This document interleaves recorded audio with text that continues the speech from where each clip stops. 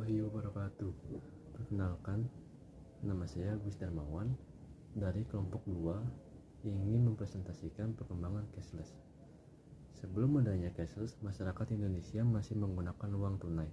Dan jika ingin membeli barang yang harganya mahal, pasti kita harus membawa banyak uang ketika itu, dan sangat rawan sekali dengan membawa banyak uang tunai.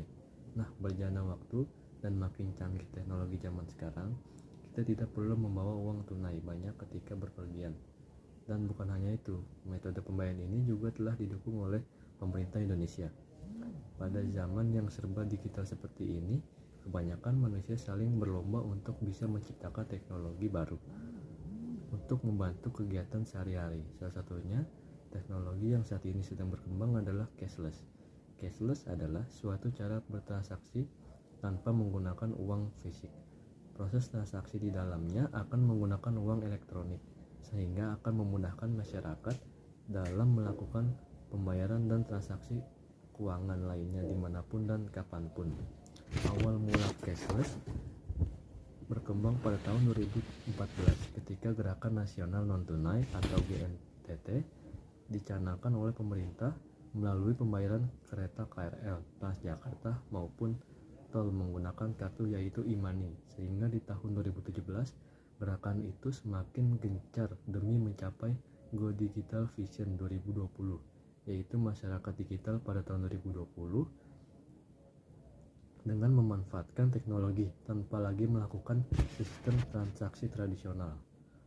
Terdapat 3 cashless yang saat ini sudah berkembang di masyarakat, yaitu 1. Rekening ponsel. Jika Anda sering kesulitan dalam mengingat nomor rekening pribadi, maka saat ini Anda rekening ponsel yang mampu mengatasi masalah tersebut. Dengan rekening ponsel ini, maka Anda tidak perlu memasukkan nomor rekening Anda, melainkan hanya nomor HP yang sudah Anda daftarkan saja. 2. E-money. Bentuk kemudahan yang ditawarkan oleh e-money akan bisa dirasakan langsung saat Anda membayar transaksi, seperti komputer lain, busway, dan kendaraan umum lainnya. Penggunaan e-money juga bisa digunakan untuk berbelanja di convenience store, pom bensin, supermarket, dan minimarket. 3. Tabungan digital. Dengan menggunakan tabungan digital, maka Anda tidak perlu lagi membuka rekening secara antri di bank. Anda cukup menggunakan smartphone Anda, jaringan internet yang baik saja. Terima kasih. Assalamualaikum warahmatullahi wabarakatuh. Perkenalkan, saya Serliani akan membahas tentang faktor pemicu utama diciptakannya cashless dan kelebihan cashless. Nah, ada 3 nih faktor pemicu utama diciptakannya cashless, yaitu 1. Adanya kesadaran dari para petinggi negara dan masyarakat terkait potensi kecurangan dan kejahatan yang semakin berkembang. Nah, bentuk kejahatan tersebut pun beragam, seperti beredarnya uang palsu, penjambretan, ataupun pencurian. Nah, yang kedua yaitu kesadaran masyarakat untuk tidak selamanya bergantung dengan beredarnya uang fisik. Nah, hal tersebut akan mempermudah pemerintah negara dalam mengelola dan mengawasi berbagai transaksi keuangan. Nah, laporan transaksi dan perdagangan ekonomi akan bisa diakses dengan mudah dengan memanfaatkan berbagai laporan elektronik kan. Yang ketiga, yaitu kegiatan transaksi dengan menggunakan sistem cashless ini tidak akan melibatkan perpindahan uang fisik loh, sehingga hal tersebut bisa meminimalisir potensi korupsi dan kolusi di antara para pejabat tinggi, khususnya pada transaksi yang berhubungan dengan pelayanan publik. Nah, adapun beberapa kelebihan dari cashless ini loh. 1. Praktis dan cepat. Nah, bila pembayaran yang Anda lakukan sudah beralih pada cashless ini, sehingga hanya perlu membawa kartu maupun smartphone ketika melakukan pembayaran. Terus lebih aman juga dengan proses yang relatif lebih cepat, sehingga tidak harus membutuhkan waktu ketika bertransaksi. Nah, antrian di belakang pun tidak semakin bertambah panjang, dan juga dalam masa pandemi ini sangat bisa mengurangi resiko penularan COVID-19. Yang kedua yaitu perencanaan ekonomi lebih akurat. Dengan bertransaksi menggunakan uang elektronik, perencanaan ekonomi akan lebih akurat karena setiap transaksi cashless tercatat dengan baik dan akurat. Nah, yang ketiga, banyak promo. Nah, banyak promo yang ditawarkan dapat meminimalisir pengeluaran Anda dong jika mendapatkan promo-promo yang ditawarkan dalam sistem cashless ini.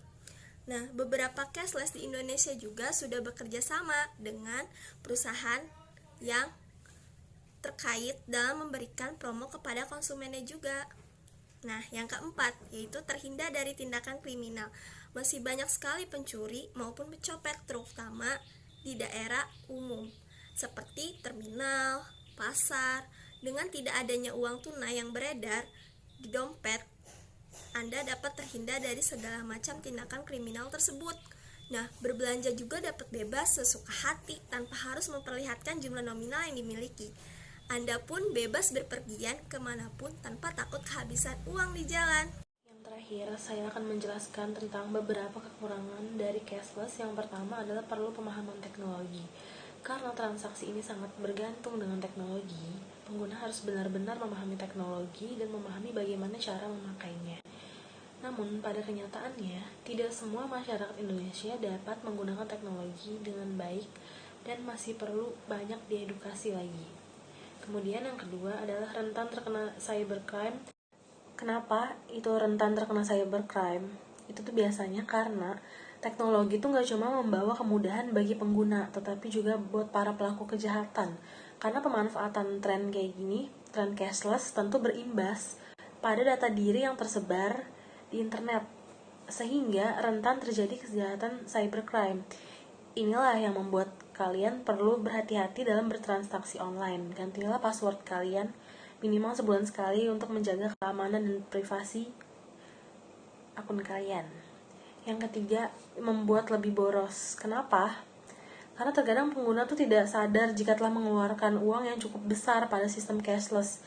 Ditambah lagi dengan adanya promo-promo yang menarik gitu kan yang ditawarkan, terus sehingga membuat kita ingin membeli banyak hal gitu tanpa memikirkan seberapa banyak pengeluaran kita gitu.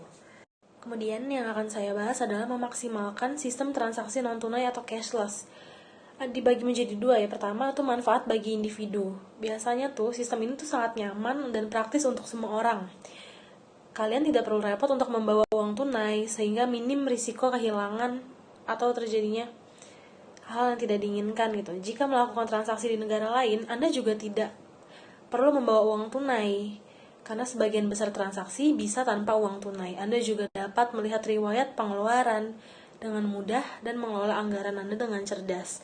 Yang kedua ada manfaat bagi negara. Biasanya koleksi pajak akan meningkat secara signifikan dan pendapatan tersebut akan dapat digunakan untuk kepentingan infrastruktur pembangunan masyarakat, meningkatkan pendapatan negara dan juga mendorong pertumbuhan ekonomi. Kemudahan dalam pembayaran online akan meningkatkan transaksi bisnis online sehingga bisa menciptakan lapangan kerja baru khususnya di pedesaan, bisnis informal, karena dengan sistem online, jarak dan waktu seolah menjadi tanpa batas. Kejahatan mata uang palsu atau upaya ilegal dalam mendukung kegiatan kriminal dan terorisme akan berkurang, serta biaya mencetak mata uang kertas berkurang. Salah satunya yaitu BUMN yang bergerak di sektor perbankan juga akan banyak mendapatkan manfaat dari sistem cashless ini. Bank mendapatkan komisi atas setiap transaksi yang dilakukan melalui e-money, kartu debit, atau juga kartu kredit. Bank juga mendapatkan fee-based income lain seperti biasa transaksi, notifikasi melalui SMS, biaya administrasi bulanan, kuartalan, tahunan, dan sebagainya. Jadi masyarakat cashless secara konseptual sangat bermanfaat dan itulah sebabnya setiap orang sudah seharusnya menyambut baik kebijakan ini yang diberikan oleh pemerintah. Sekian penyampaian dari saya dan teman-teman saya. Terima kasih. Assalamualaikum warahmatullahi wabarakatuh.